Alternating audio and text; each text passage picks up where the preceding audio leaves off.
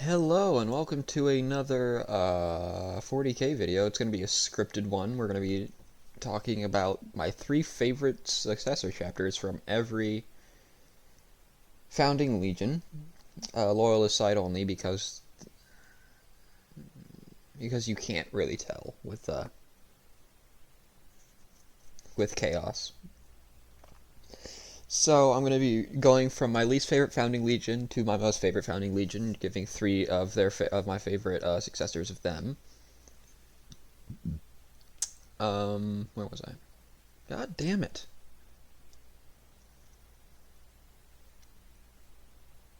Okay, so if you did see my original 40K video, I'm be rating the legions. I did move some stuff around, so if you remember, the Ultramarines were in the very middle with the Blood Angels below them, but I changed that, so in 7th place is the Ultramarines with the Space Wolves in 6th and the Blood Angels in 5th.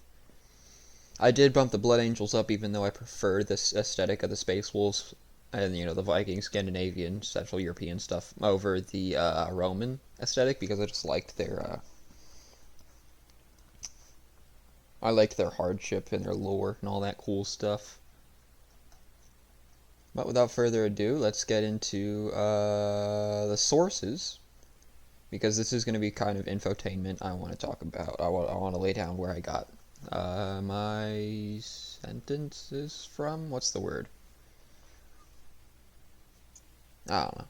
But basically, my sources for what I wrote down for the lore is going to be the 40K wiki, some various YouTubers, if the 40K wiki didn't have enough, and just whatever comes to mind, because that I think I've heard somewhere before.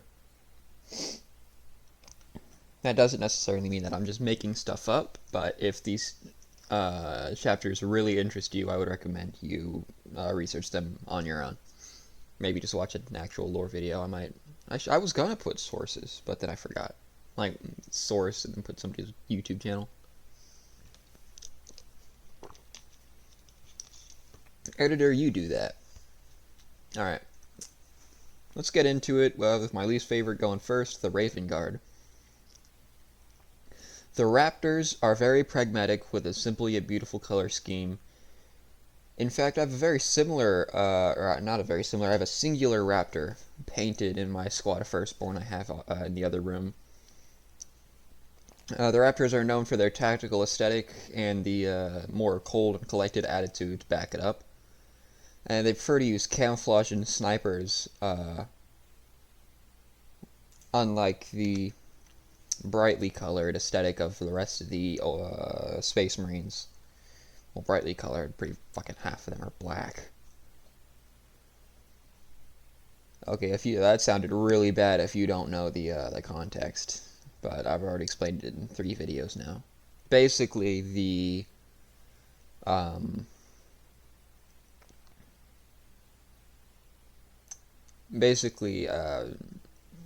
lore. I watch a lot of painting random chapter videos, and 80% of them have black armor with some random armor pieces a different color, but it's usually red.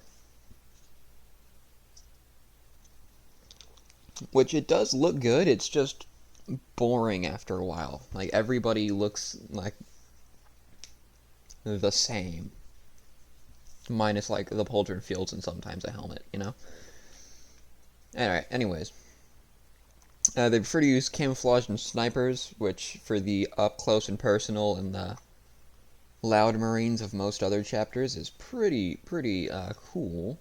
That they're like the Logic Marines, I believe they're called in the fan base.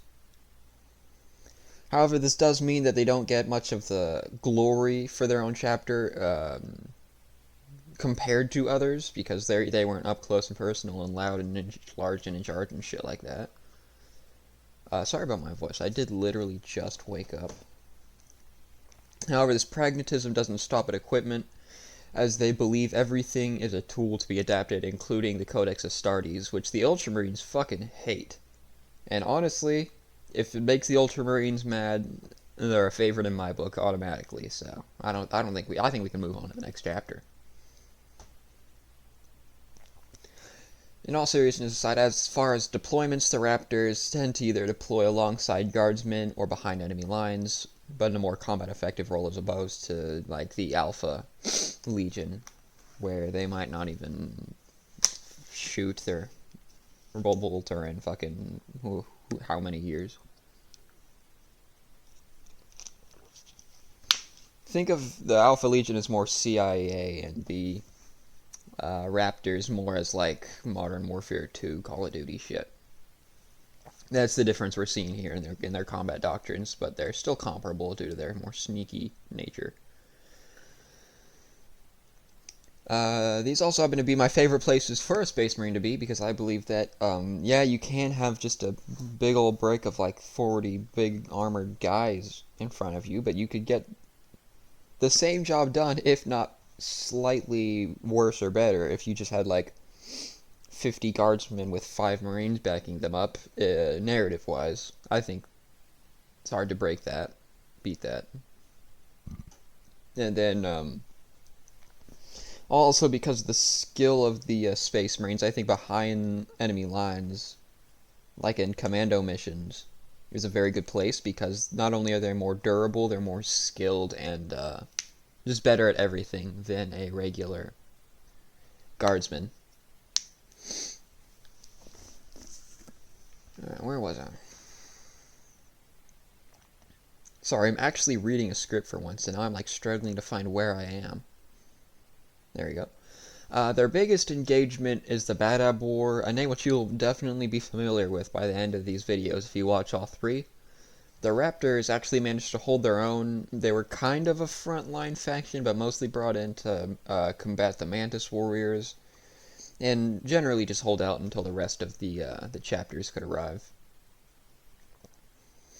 And if I remember correctly, they also had, oh yeah, frontline. Yeah, I already talked about that. Okay. And they still managed to hold their own, even though they weren't necessarily a very forward chapter, which they needed to be for the war. I think what did help them, however, is the fact that they had the Red Scorpions on their side, which in the lore they did have some, what's the word? They did have some friendliness between the 2 chapters, because they had previous deployments, and the up-close and personal Red Scorpions, despite having an initial animosity between them and the Raptors, they did become kind of friends and appreciate each other's doctrine, complementing each other. Overall, the Raptors are kind of like everybody's chapter that everybody loves, but they're nobody's favorite, except me, because I'm a rule breaker like that. Alright, the next chapter we're going to be talking about, or I'll take your attention to, if you're listening, or if you're even watching the video, say hi to your mom for me. So the next chapter I'm going to be talking about is the Revilers, which are, how do I put this? Not Chaos Marines. They are actually renegades who are still Imperium coded, if that makes sense. Very Doomguy-esque, in my opinion. So let me just get through the lore that I have written down, and then I'll get to the part that I don't have written down, because I just watched a lore video yesterday and they were talking about the Revilers. Anyways, for me I can't really separate the Revilers from the Kit Bash that Mishmash did, where they gave them exposed Doomguy arms and it looked fucking awesome. And that kind of cements the Doomguy for me, plus they have a history of killing Chaos, which we're about to get into here. So the Revilers are a second founding chapter made of the survivors of the Isfahan 5 drop site massacre, which, if you know anything about 40k, you know that's fucking huge. And makes them badass already, but the fun doesn't stop there for the Revilers. because much like most chapters, they're driven by revenge. The Revilers have been destroying chaos for the past 10,000 years, because, yeah, 31st millennium was when the Horus Heresy ended to the 41st millennium, so. I've been destroying it. Okay. There you go. Most recently in their lore, the Revilers did blow open a cell of the Alpha Legionnaires. Alpha Legion Splinter Cell doing whatever on what planet. Which is I really like, because these are both, a successor chapter that isn't even an Ultramarine successor chapter, so GW definitely doesn't like giving them attention. As well as the Alpha Legion, which I think is the most hated Chaos faction of all when it comes to Games Workshop. So it's fun to see them both actually getting lore recently.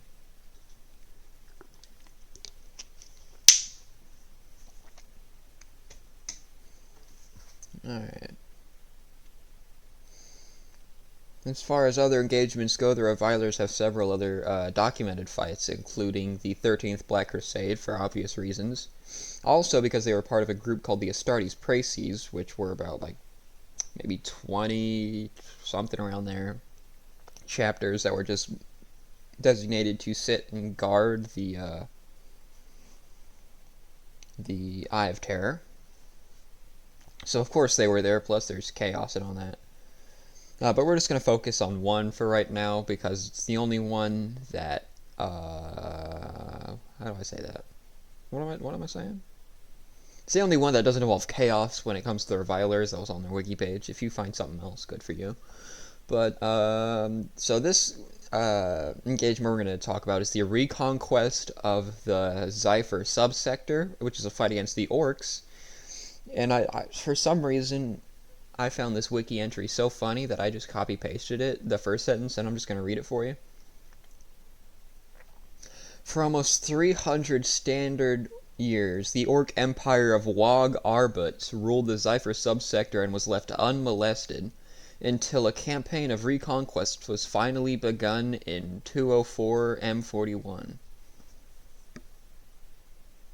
The Empire of Wog just took me out when I originally worded that. There we go. Don't know why that was such a hard sentence for me. And in this campaign, it was a mix of Raven Guard and White Scar groups, which included the Revilers. And they all worked together to recapture the subsector over 20 years, from 204 M41 to 224 M41. So I think that's about 20 or 2. I think it's 20 years. Yeah, I think 20 years. Okay. Alright, and the final Raven Guard chapter is going to be a little light on lore. This is probably going to be the smallest section of the game, or of the video. Because they're from the Ultima founding, so it's a Primaris only chapter, and it's going to be the Necropolis Hawks. Now, I typically don't like the Primaris chapters, but there's just something about these guys that I really like. So the Necropolis Hawks, as you can imagine, a little light on lore, but they make up for it the complexity of their uniform, because oh my god, half of their wiki page is how to paint their helmet based on rank, so it's going to be fun trying to replicate that in the Space Marine 2 armor creator. But as far as tactics go, the Necropolis Hawks specialize in urban combat with small strike teams, which if you've seen anything about my channel, you know I just love my fucking Rainbow Six Siege and Insurgency Sandstorm, Door Kick, and Hoo-Ah Spout, and whatever. So yeah, those are some of my favorite engagements. They're just really cinematic, in my opinion. I mean, don't get me wrong, like a sniper in a valley can look pretty badass, but there's a lot of action when you're 10 feet away from your target. Outside of that, they're a new chapter, so they don't have really anything. Man, that's it for the Raven Guard. Oh no, let me at least try to explain why I like the Necropolis Hawks. One, their uniform's really complex and I like it. And two, excuse me. I already touched on it. The close quarters engagements I really like. Yeah, that's really about it. I don't know where I was going with that. Alright, now we're on to the Iron Hands, and we're just going to be jumping right in, so get ready. The Sons of Medusa are a technologically advanced and extremely loyal chapter, always ready to prove their worth with the utmost resolve. However, the Sons of Medusa were born from a heretical movement on Mars, which I'm going to try and horribly abbreviate because we got fucking 5 other chapters to get through. So this is going to be abbreviated. I would recommend you read or watch like an actual lore video, or just go to the wiki page if you want what really happened. But I kind of just like condensed it down to the majorest plot points here. So basically, the Iron Hands were just kind of kicking around on Mars and the surrounding area after the Horus Heresy. While on Mars, a bunch of power struggles broke out after the heresy, but the one that we're going to be looking at is called the Moirae Schism. I hope I'm pronouncing that right. In this, the standard Mechanicum Orthodoxy was fighting with a triad of tech mystics from the Forge world of Moirae. Hey, name drop. I would have preferred the Forge world Metallica, but maybe the Metallica Schism sounded too badass even for 40k. To sum up the tech mystics' beliefs, basically they found that the geometric codes from the Astronomicon, which is like this big thing in the Admech religion, they found these geometric codes coming from it, and they believed that these were messages from the Emperor himself. And the messages involve prophecies that weren't particularly advantageous for either the Mechanicum or the Ecclesiarchy on Terra. Which, if I did read it correctly, did mean it did imply that the Mechanicum and Ecclesiarchy would be merged, which neither party liked. So it did kind of start the whole schism. And with that explanation of dubious quality out of the way, the Sons of Medusa fall into this because to gain war support in the little rebellion between the religious organizations, the Moirae side sent messages to the Iron Hands and other areas nearby, and some decided to send reinforcements. I believe it was the Red Talons killed anybody that sympathized with them, so badass there. Hell yeah, Red Talons. Some of them did decide to join the Mystics, but after the quelling of the schism, Admech reigned supreme. Some of the Iron Hands were just kind of left sitting on Mars / Moirae. They were kind of maybe heretics, but not really, so the Emperor gave them a chance, and they decided to become their own chapter, and that's how the Sons of Medusa were made. They were... what's the word? What was I saying?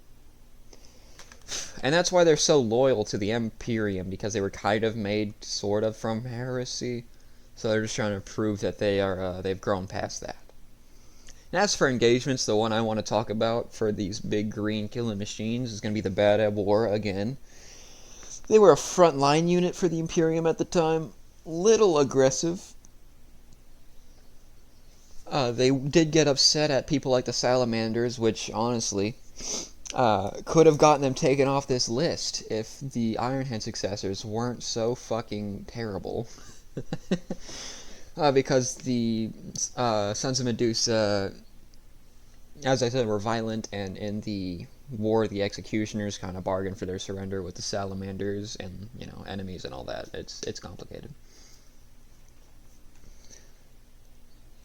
But the Sons of Medusa did arrive at a pretty okay time in the war. I'd say they were probably one of the better performing Loyalist chapters. And yeah, let's get into the next guy. Alright, and buckle up, because this one's going to be a doozy. Now, the Steel Confessors are a weird one with interesting lore, and also I'm a slut for Metallic Space Marines, so, I gotta do it. But there was originally a whole Games Workshop event over a massive campaign, and the chapter made its big debut. They even had a big old statue for them and shit. And apparently there's a flyer with everything about these Steel Confessors on it for their lore, but apparently nobody can find the flyer. And I can't find a picture of it anywhere, so we're just going to have to go off of what I could scrape together on the internet. There was another, so let's just try to get into that. Hold on. Let me get up straight, I gotta log in. There was a number of chaos-controlled Forge worlds that the Mechanicum wanted for obvious reasons, and the Iron Hands being, 1, angry about the Horus Heresy, and 2, being very AdMech aligned, as, flesh is weak and all that. They kind of helped each other take these worlds, and so the main story of how the Iron Confessors came is because the Iron Hands and the AdMech love each other very much. No, I'm just kidding. There was a big manufactorum planet that the shields finally dropped on. Reading this after Cyberstan just got lost is breaking my heart here. Anyways. Where was I? So they've been shelling this one factory from orbit, and finally they opened up a hole big enough to land in the facility, and there was basically a big kerfluffle about whether they should use Druptods or Thunderhawks. And I believe they decided on Thunderhawks. And they, sent down the Thunderhawks, and it ended up being a trap with a lot of the Thunderhawks dying immediately, trying to retreat, but the shields were then re-upped. That left 3 war clans of the Iron Hands trapped in the city, which, if I remember correctly, is like half the chapter, but I'm not the Iron Hands guy. I'd have to ask my buddy John about that. Where was I? So that's obviously some pretty major stuff. You can't have half your chapter dead like that, especially for such a small chapter from the Drop Site Massacre. You don't have the numbers to lose like that. So the Iron Hands called for aid, which, despite the normal empathy of the machine cult, they actually did come to rescue the Iron Hands, and they did a lot of that. This was like an unprecedented amount of Skitarii. They had like 300 ships shelling the city immediately once they saw that distress beacon. And they came to the Iron Hands' aid. They had the Skitarii down there and everything. However, the Iron Hands who made it to a spaceport, which is where they reestablished the communications somewhere in the factory, only 11 Marines were alive, and even then they were in horrible shape. However, as a thank you, the Iron Hands gave some of their precious gene seed to the Mechanicum, which, if you know anything about 40k, is a big fucking no-no.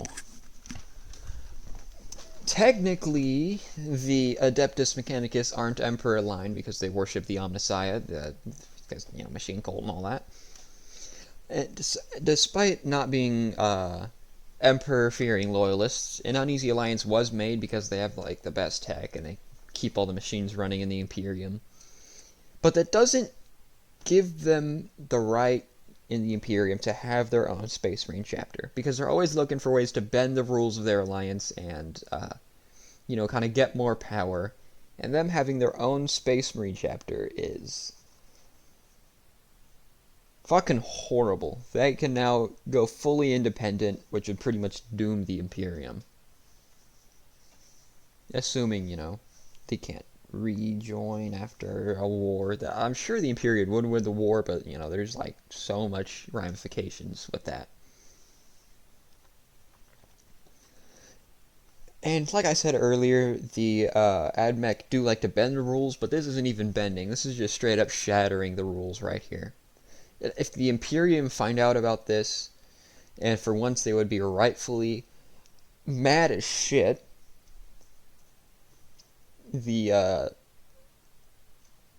all hell would break loose. And they did find out. They were rightfully mad as shit.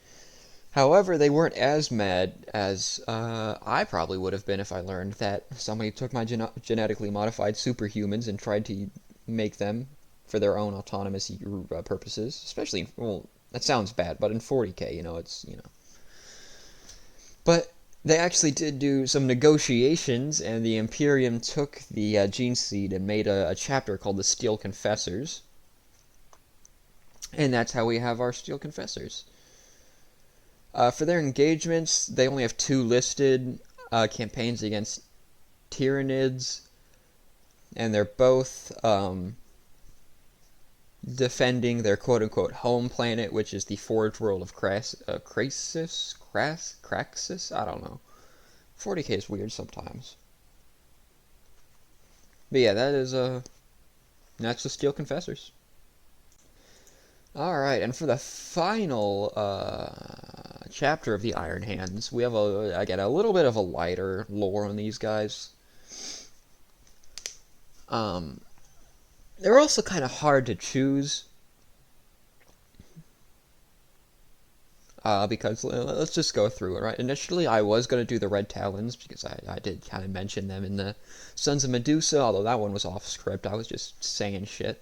I was going to do the Red Talons because I liked their more aggressive gung-ho, and I like that they've had lore since the Horus Heresy, because they were original war clan of the Iron Hands Legion, not the Iron Hands chapter, where the particularly unruly Marines were sent, which I really liked. I was also thinking about the Brazen Claws, because they have a lot of overlap with the Red Talons, but you know, they have a better color scheme because it's not just red and black. Because yeah, let's just be honest, most Iron Hand successors are just Iron Hands, but angrier and more colorful, which they could, God, because could the Iron Hands use some color? But I remember this one chapter with a specific rule and color scheme that I couldn't just look past it, and I just felt like it would be fun to mention. The Iron Lords are the final chapter of the Iron Warriors. Iron Hands. And their entire purpose is to guard one race of Xeno so unloved by Games Workshop that they don't even get a drawing, not even a model, they don't even get a drawing. The Barghezi. These creatures have a genetic sense of foresight, similar to clairvoyance, if I remember correctly, with all the lore and stuff. Similar to like Conrad Kurz, with his kind of, future seeing, if that helps paint the picture. And the Imperium just cannot afford the Tyranids to get a hold of the, the genes, because they're bad enough. You don't need You don't need the goddamn gene stealer, not gene stealer. You don't need the goddamn Tyranids to be seeing the future now. So probably one of the smarter things the Imperium's done, given a whole chapter to protect the Barghezi. Now, considering why they don't just wipe out the Barghezi, because wiped out so many other fucking Xenos chapters, I do not understand. But it's nice that the Iron Lords have some cool lore. Regarding one specific place, and they have been fighting the Tyranids. They've also been fighting some Drukhari, because apparently the Barghezi fucking, I don't know, tickles their taint just right. It's the Dark Elder, it could be any reason. But yeah, that's going to be it for the Iron Warriors, and without further ado, let's move on to the Ultramarines. Alright, and here we are with the Ultramarines, and I got to admit that the Ultramarines were the hardest to pick just 3 from. Not because the Ultramarines are good or cool in any way, but because the Ultramarines got such a severe case of favorite child syndrome that 2 out of every 3 successors just gets handed to them, no matter how similar they are to a different chapter. However, the first chapter is one of their more unique ones in my eyes that I think is just cool.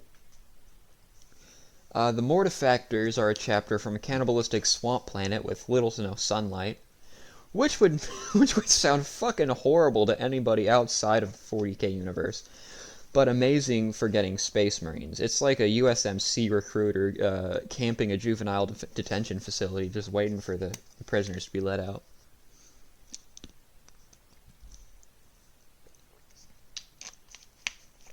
The recruits of this planet are already battle ready, as you can imagine, and they indulge in the long pork many other chapters partake in, like the blood drinkers, flesh eaters, anything Blood Angel related.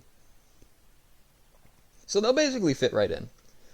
Beyond this, they have two interesting quirks, I'm going to say. Firstly is that they meditate until they're in a near-death state to better commune with the Emperor, which is, again, awesome if you ask me. Which is only shared by a couple other chapters that I know of, so it's cool that they get something a little unique. The second trait is the tradition of earning your face, which recruits are not allowed to wear a helmet until they kill their first enemy and capture their skull, which they must carry with them for obvious reasons. And as you can imagine, I love Emil from Halo Reach, and this just reminds me so much of him, so you know.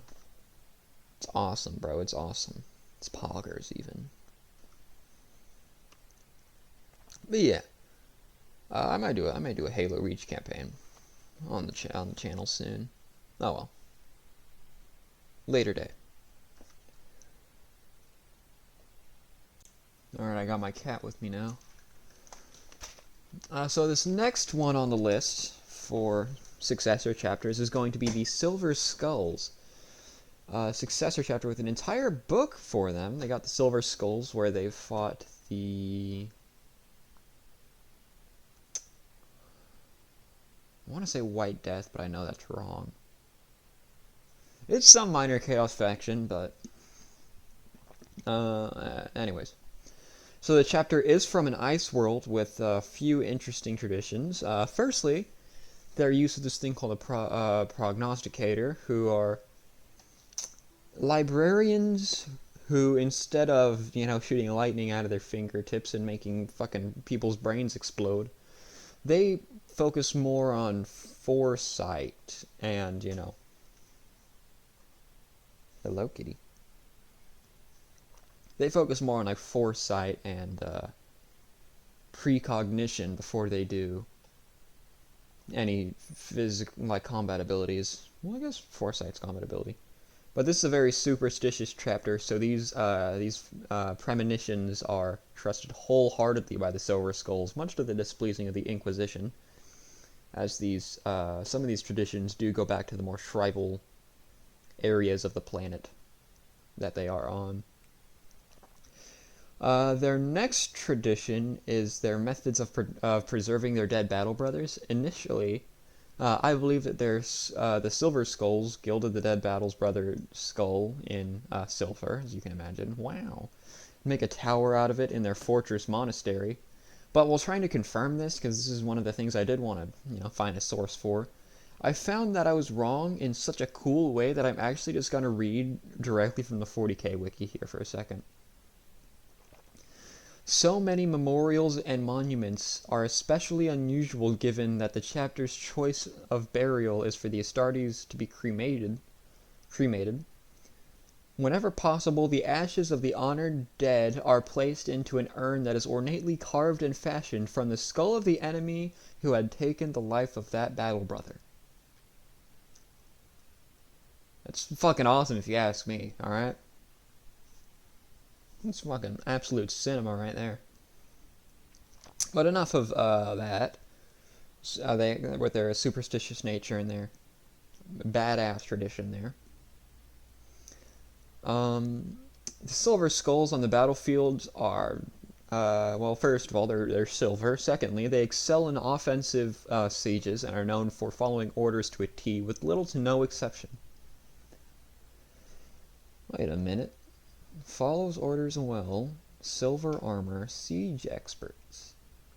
That's right, baby. I made you listen to me glaze the Iron Warriors during the Ultramarine segment, because the Ultramarines fucking suck. Take that, blueberries. In all truth, they are Ultramarine successors confirmed by Gilliman himself. So last time I pulled that trick, And let's move on to the next chapter.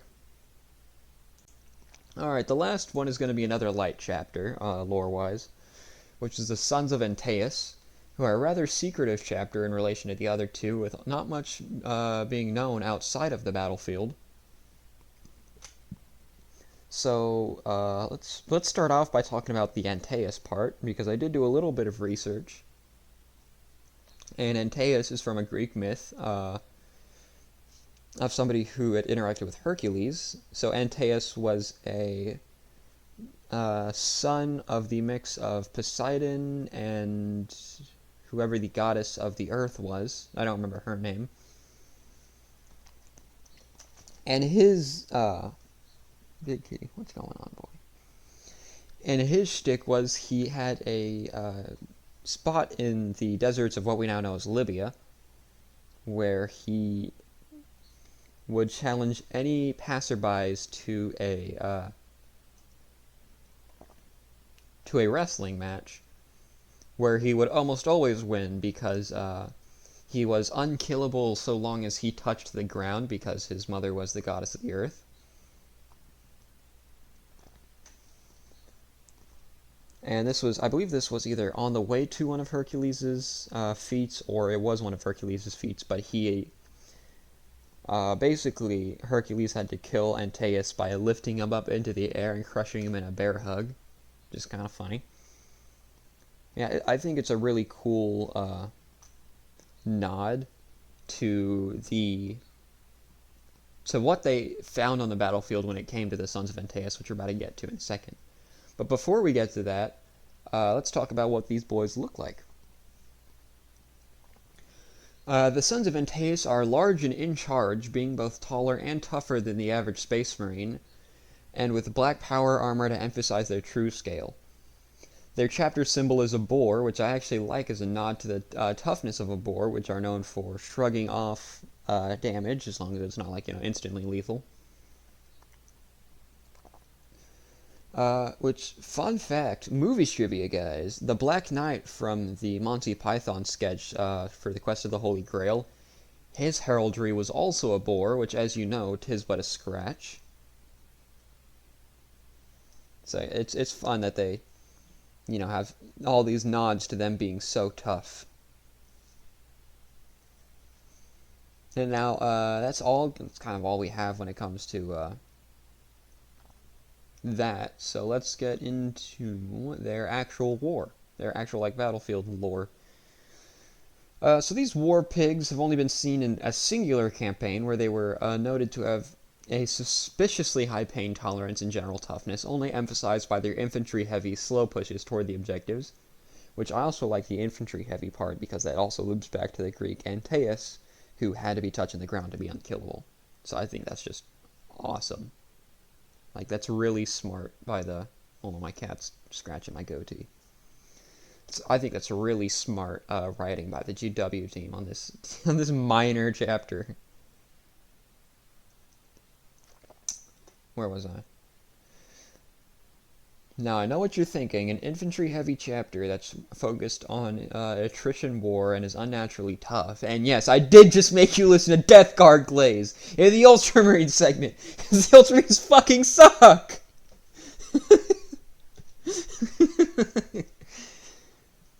In all seriousness, these are also Ultramarine... Well, they're suspected Ultramarine chapters, but they're from an unknown...